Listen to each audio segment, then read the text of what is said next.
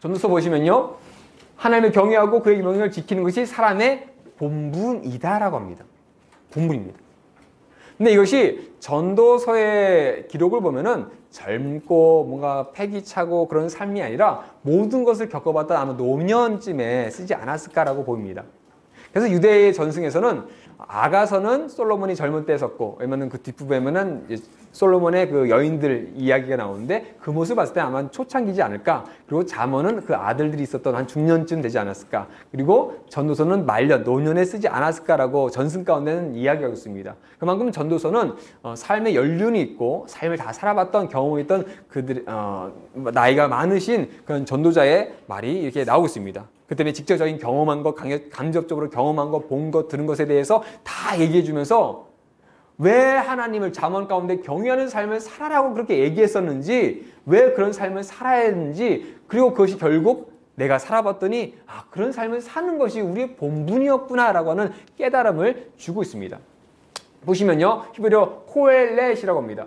여기서 모인들에게 말한 사람, 우리는 뭐 전도자라고 하지만 뭐 설교자, 지혜자라고 얘기할 수도 있습니다. 그러니까 넓은 광장에서 사람들에게 말을 하는 사람을 이제 코엘렛이다라고 얘기도 하는데요. 기록자는 다윗의 아들 솔로몬으로 보고 있습니다.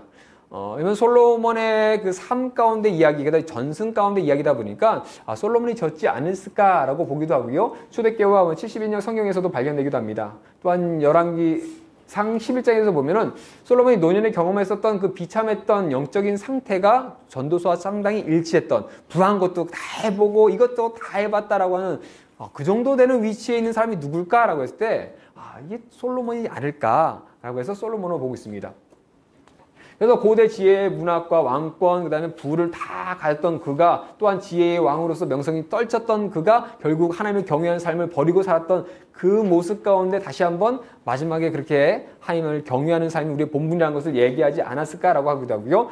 반대로 솔로몬이 아니라고 하는 다른 주장도 있습니다. 보시면요, 기록자가 솔로몬이라고 하는 분명한 기록이 없습니다. 잠언도 솔로몬의 얘기하고, 그다음에 아가도 솔로몬의 이야기를 하지만, 반면에 전도서에서는 전도자의 얘기를 할 뿐이지 솔로몬이라고 하는 이름이 나오지 않습니다. 그러다 보니까 솔로몬이 아니지 않을까. 그리고 1장 16절에 보시면 나보다 먼저 예루살렘에 있던 모든 자라고 하면서 마치 나보다 먼저 된 왕들이 많이 있었다라고 하는 부분이, 그 뉘앙스가 있습니다. 그러다 보니까 솔로몬의 앞에 왕이라 해봤자 사울과 다윗입니다. 두 사람밖에 없습니다. 그러니까 많지도 않습니다. 그러다 보니까 솔로몬보다는 좀 후되지 않을까라고 하기도 합니다. 또한 전도서는 아람어로 많이 또 기록되어 있습니다. 그래서 바벨론 포로기 전후로 해서 비참했던 그 삶, 하나님을 떠났던 삶을 살았던 그들 삶의 모습에서 이런 전도서의 이야기가 나오지 않았을까라고 해서 그렇게 얘기도 하고요. 그래서 그렇게 보시는 분들은 이제 에스라 때 기록됐다라고 보기도 합니다. 또한 보시면은 전도자 머리말과 에필로그의 익명으로, 자신의 이름을 굳이 익명으로 기록했던 것으로 봤을 때는 솔로몬이 굳이 그렇게 왜 가명을 사용했을까라고 하는 의문을 하시면서 솔로몬이 짓지 않았을까라고 얘기하는 부분이 있습니다. 어쨌든 전통적으로는 솔로몬이 지었다라고 하고요. 배경을 보시면 기록자의 삶을 돌아보고 기록자의 경험을 기초로 한 인생론을 말하고 있습니다. 하나님을 떠난 삶의 허무함과 헛됨을 교훈하고 있습니다. 그래서 많이 전도서가 헛되다라고 하는 얘기를 많이 하다 보니까 많은 분들이 솔로몬 하면은 뭔가 허무주의를 얘기하지 않을까. 우리가 세상 가운데 아무리 배우고 누리고 다 해도 다 허무한데 그런 것을 얘기한다라고 좀 얼핏 얘기하시는 분이 있지만, 솔로몬이 얘기하는, 전도사가 얘기하는 그 허무한 것은 하나님을 떠난 삶에 대한 부분입니다. 그래서 전도서가 초반에는 허무한 삶이 이런 삶이었다, 내가 떠나서 다 해봤더니 허무했다라고 하는 경험을 얘기하고, 그렇기 때문에 어떻게 잠언에서 얘기했던 하나님을 경외하는 삶을 너희가 살아야 된다, 그것이 알고 보니까 우리가 해야 될 본분이었다는 걸 내가 깨달았다, 너희도 지켜라라고 얘기하는 부분이 있습니다. 단순히 허무한 얘기한 것이 아니라 허무한 하나님을 떠난 삶을 얘기하고, 그렇기 때문에 하나님을 경외하며 하나님의 뜻 가운데 살아가라고 하는 것이 바로 전도서가 얘기하는 부분이 있습니다. 기록된 데는 기록자가 누군지에 따라서 좀 달라집니다. 그래서 솔로몬의 경우에는 BC 주전 935년경에 솔로몬의 그 말년에 지었을 거로 보고요. 솔로몬이 아닌 경우에는 BC 450년, 그래서 포로에서 돌아온 이후에 그들이 썼을 것으로 보기도 합니다. 다른 견해들은 교재에 보시면은 팁이 있으니까요. 참조해 주시고요. 기록 목적에는 전도자가 자신의 인생 경험을 기초한 인생론을 전하고 있습니다. 그래서 앞에는 하나님을 떠난 삶과 인생의 모든 것이 허무하고 헛됨에 대해서 얘기합니다. 그러니까 전제가 있습니다. 하나님을 떠난 삶입니다. 그것에 어떻게 헛된지에 대해서 자세하게 얘기하고 있습니다. 그러고 나서 그런 삶이 헛되니 오직 하나님 앞에 삶의 참 의미와 참 만족이 있음을 얘기하며 그렇게 살아라고 얘기하고 있습니다. 그리고 하나님을 경외하고 하나님의 지혜로 사는 것이 복이며 하나님의 심판 앞에서 후회하지 않기를 바라는 교훈도 얘기하고 있습니다. 그래서 첫째로 보시면 다윗의 아들 예루살렘 왕 전도자의 말씀이라 라면서 솔로몬의 이름이 거론한 것이 아니라 다윗의 아들인데 예루살렘 왕 전도자라고 자신을 소개하고 있습니다. 그리고 마지막에는 하나님은 모든 행위와 모든 은밀한 일을 선악간에 심판하시리라고 합니다. 즉 허무한 삶, 하나님을 떠난 삶에 대해서 얘기하고 하나님의 은혜 가운데 살아간 삶이 이것이라고 얘기하면서 그 모든 행위 가운데 어떤 삶을 너희가 살 것이냐 결정해라. 그리고 너희가 그 은밀한 삶을 사는데 결국 하나님께서는 그 선악간, 너희가 하나님을 떠난 삶을 살 것인지 하나님 가운데 살아가는 삶을 살 것인지 보시고 그것을 심판하실 것이다. 그러니까 너희가 바른 삶을 살아가라라고 얘기하고 있습니다. 심판의 삶을 살 것인가? 하나님과 동의하는 삶을 살 것인가? 너희가 선택하면서 근데 내가 보니까 사람의 본분은 하나님을 경외하는 삶이었다라고 얘기하고 있습니다. 그러니까 쉽게 말하면 하나님을 경외하면서 좀 살아라 얘기를 하는 거죠. 내가 살아보면 그거 아니야. 너희는 그렇게 살지 마. 이것이 전도자가 얘기하는 부분이 있습니다. 그래서 전체복을 보시면요. 모든 것이 헛되다라고 하는 헛된 것에 대한 이야기를 12장 가운데 1절에서 6장까지 얘기하고 있고요. 그다음에 전도자의 교훈, 과연 우리가 어떻게 살아갈 것인가 모든 것을 봤더니 하나님의 손 안에 있는 것 그리고 우리에게 주는 교훈들 하나님 앞에 살아가는 그 경외하는 이유에 대해서 후반 7장부터 12장까지 얘기하고 있습니다. 그래서 모든 것이 헛되다. 그러면서 첫 번째 헛된 것에 대해서 얘기하면서 해 아래 새 것이 없다라고 하는 얘기를 합니다. 우리가 많이 알듯이 모든 것이 헛되다고 얘기하는데 전자가 이때 헛되니 모든 것이 헛되다라고 얘기합니다. 당시 히브리 사람들이 우리나라처럼 매우 좋다, 아주 좋다 이런 형용사가 발달이 안 되다 보니까 그들의 이야기 가운데 반복되는 것은 중요하다고 합니다. 그러니까 진실로 너에게 이르노니 이것은 진실이라는 뜻입니다.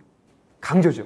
하나님을 이사야에 보시면 거룩 이것은 하나님께서 거룩하시다는 얘기가 하는 거죠. 그러니까 즉 헛되니 4번이나 반복했습니다. 2번도 아니고 3번도 아니고 4번입니다. 그리고 모든 것이 헛되다. 총 5번입니다. 그러니까 그 정도로 헛된 삶인데 그 삶이 어떤 삶이었냐? 내가 하나님을 떠나 살아봤더니 이럴 정도로 5번이나 강조해야 될 정도로 너무나 그렇게 중요할 정도로 헛된 삶이었다라는 것을 얘기하고 있습니다.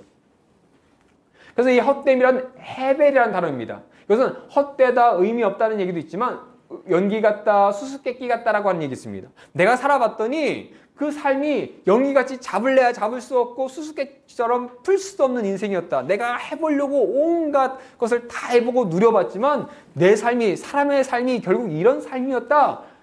모든 것에 명확한 답이 사람으로서는 찾을 수 없더라라고 얘기합니다. 사람으로서는 아무것도 할 수 없지만 모든 것이 하나님께 있다. 하나님을 경외하는 것이 삶의 지혜였구나 하는 것을 깨닫고서 그것에 대해서 얘기하는 겁니다. 그래서 해 아래 새 것이 없습니다. 1절 8절에서 9절 보시면 모든 만물이 피곤한 것을 사람이 말로 다 말할 수 없느니 눈은 보아도 족함이 없고 귀는 들어도 가득 차지 아니하도다. 이미 있던 것이 후에도 다시 있겠고 이미 한 일이 후에 다시 할지라 해 아래 새 것이 없나니 아무리 눈으로 보고 봐도 부족합니다. 듣고 들어도 가득 차지 않습니다. 모으고 모아도 늘 부족합니다. 아무리 많이 모아도 여전히 부족합니다. 하나님을 떠나서 모든 것을 누려보려 했더니 다 이랬다는 겁니다. 근데 내가 그렇게 살아서 봤더니 내가 이렇게 산 삶이 나만이 아니라 해 아래 새 것이 없는 겁니다. 나 같은 삶이 여전히 있었고 그전에도 있었고 사람이 범죄한 삶 가운데 계속적으로 그 범죄 가운데 헤어나지 못하고 우리가 살았구나 야겁니다. 나는 다를 거야지만 알고 보니까 똑같았구나 얘기합니다. 그러면서 자신의 경험에 대해서 이제 얘기합니다. 첫 번째 지혜가 헛되다고 합니다. 보시면요. 13절, 17절, 18절입니다. 마음을 다하여 지혜를 써서 하늘 아래에 행하는 모든 일을 연구하고 살핀 적 이는 괴로운 것이니 하나님이 인생들에게 주사 수고하게 하신 것이라. 내가 다시 지혜를 알고자 하여 미친 것들과 미련한 것들을 알고자 하여 마음을 썼으나 그것도 바람을 잡으려고 하는 것인 줄 깨달았도다. 지혜가 많으면 법례도 많으니 지식을 더하는 자는 근심이 더하느니라. 지혜를 다 해봤지만 그것도 다 괴로운 겁니다. 다 수고만 있었고 아무것도 아니었다. 많이 알면 좋을 줄 알았더니 그것도 아무것도 아니었구나라고 얘기합니다. 또 한번 쾌락적인 것도 누려봤는데 그것도 헛됩니다. 무엇이든지 내 눈이 원하는 것을 다 내가 금하지 아니하며 무엇이든지 내 마음에 즐거워하는 것을 다 내가 막지 아니하였으니 이것이 나의 모든 수고로 말미암아 얻은 몫이로다. 내 손으로 한 모든 일과 내가 수고한 모든 것이 헛되었다. 다 누려보려고 다 해봤지만 그것도 헛된 인생이었다고 얘기합니다. 또한 모든 수고가 헛되다고 합니다. 내가 해 아래에서 내가 한 모든 수고를 미워하노니 지금까지 했던 모든 것을 다 해봤는데 그것을 미워한다고 합니다. 이는 내 뒤를 이을 이에게 남겨주게 됨이라. 내가 다 가지고 살 줄 알았더니 돈이 많아도 물질이 많아도 결국 나는 누리지 못하고 자녀들 주고 나는 그냥 빈손으로 떠날 수밖에 없구나. 내가 가지려고 했던 그것이 다 이렇게 헛됐구나 라고 합니다. 이것들 다 잡으려고 했더니 바람을 잡는 것 같았다라고 얘기합니다. 스스로가 그런 삶을 살았는데 나만 그런가 봤더니 주변 사람들 내가 지금까지 살면서 관찰했던 모든 걸 봤더니 그것도 헛됐구나라고 얘기합니다. 만물에는 하나님의 때가 있다는 겁니다. 범사의 기한이 있고 천하만사의 때가 다 때가 있나니 하나님의 인생들에게 노고를 주사 애쓰게 하신 것을 내가 보았노라. 사람들이 뭔가 이루려고 때를 정해서 이때까지 해야 되는데 사람들이 쉽지 않습니다. 해보려고 해도 안 됩니다. 하나님께서 해주셔야 되는데 사람이 해보려고 하고 해도 아무리 애쓰고 해봐도 아무것도 아닌 헛된 인생이 되었구나라고 합니다. 그러니까 하나님이 모든 것을 지으시되 때를 따라 아름답게 하셨고 또 사람들에게 영혼을 삼하는 마음을 주셨느니라. 그러나 하나님이 하신 일에 시종의 사람에 측량할 수 없게 하셨도다. 하나님께서 하신 일을 우리는 알 수 없구나.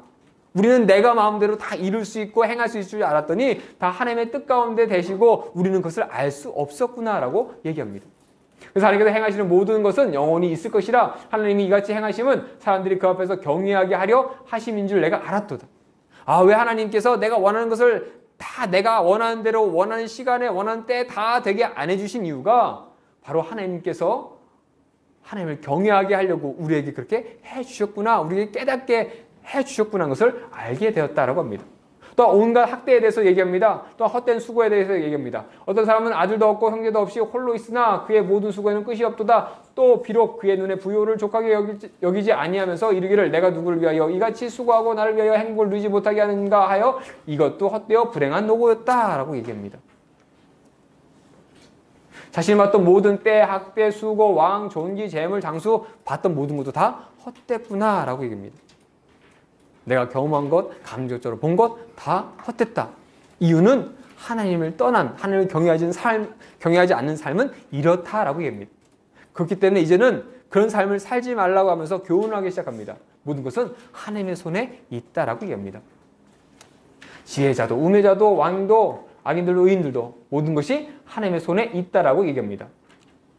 말씀 보시면 이 모든 것을 내가 마음에 두고 이 모든 것을 살펴본 즉 의인들이나 지혜자들이나 그들의 행위나 모두 다 하나님의 손 안에 있으니 사랑을 받을는지 미움을 받을는지 사람이 알지 못하는 것은 모두 그들의 미래의 일들임이라. 사람은 미래의 일을 알지 못합니다. 모두 다 하나님의 손에 달려 있음을, 하나님의 손에 있음을 알게 되었습니다. 이것은 지혜자든 의인이든 하나님의 모든 사람도 마찬가지라고 합니다. 그러니까 모든 사람의 결국은 일반이다. 모든 사람은 다 똑같았다라고 합니다. 결국 우리는 지혜자든 악인이든 우매자든 어떤 사람도 하나님 앞에서는 똑같았구나 얘기하고 있습니다. 모든 사람이 똑같습니다. 그런 삶을 사는 데에게 또 교훈합니다. 먼저 무엇을 기억할까? 이미 많은 말씀이 있습니다. 잠언의 말씀도 있고 여러 가지 하나님을 경외하는 말씀이 있습니다. 그 가운데 먼저 기억할 걸 무엇을 기억하냐? 창조주를 기억해야 된다. 우리를 누가 만드셨는지, 세상을 만드신 분이 누군지 이걸 먼저 기억하라고 얘기합니다.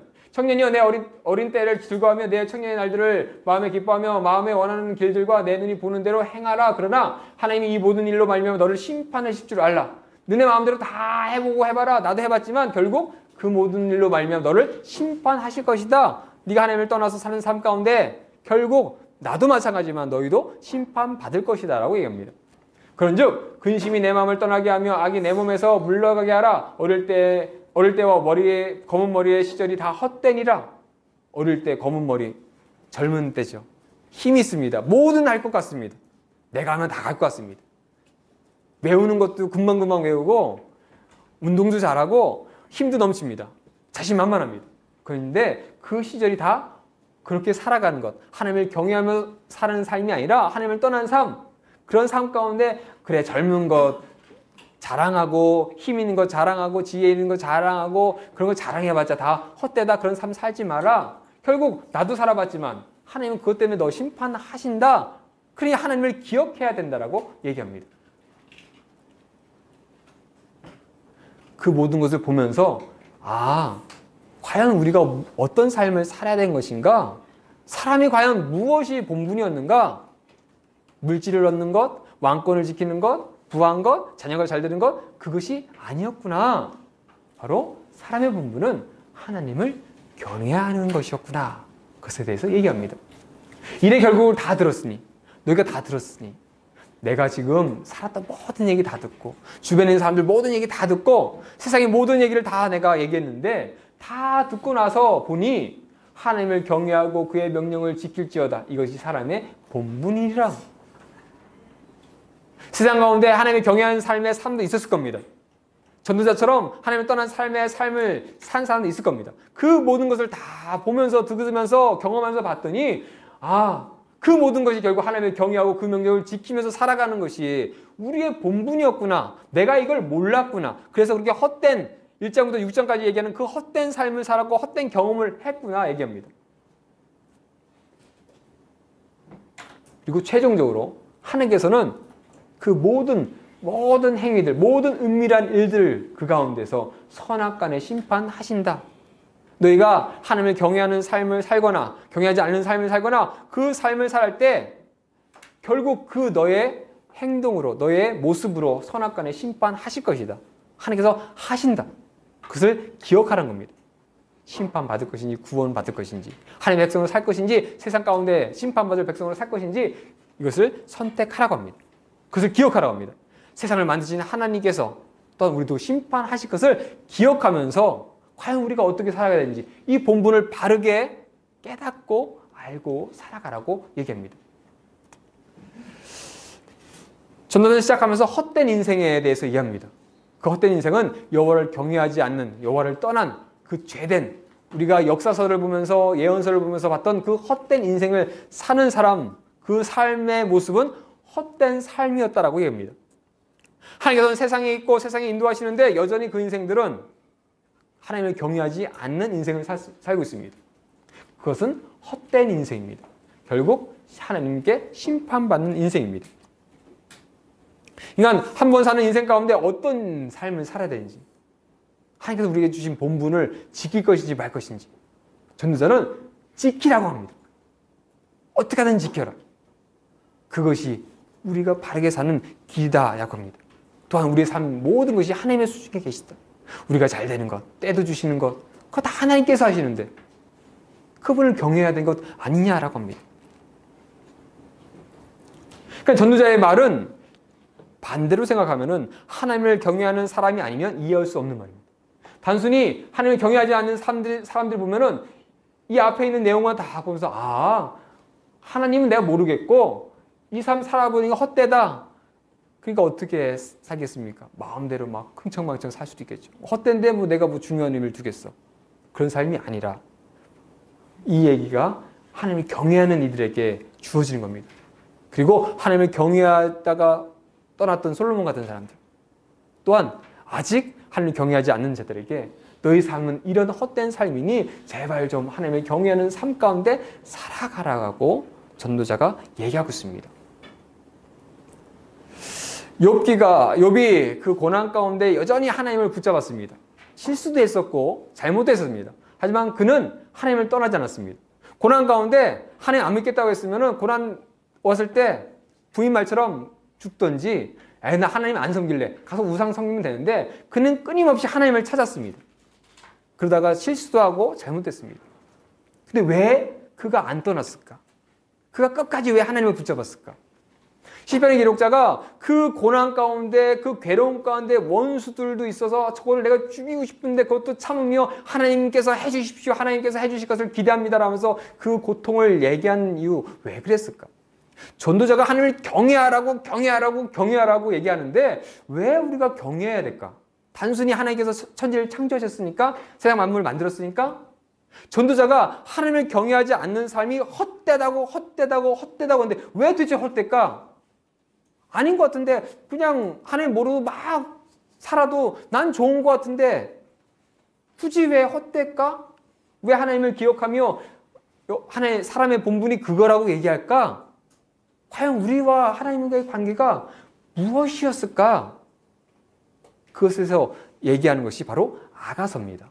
아가서 보겠습니다.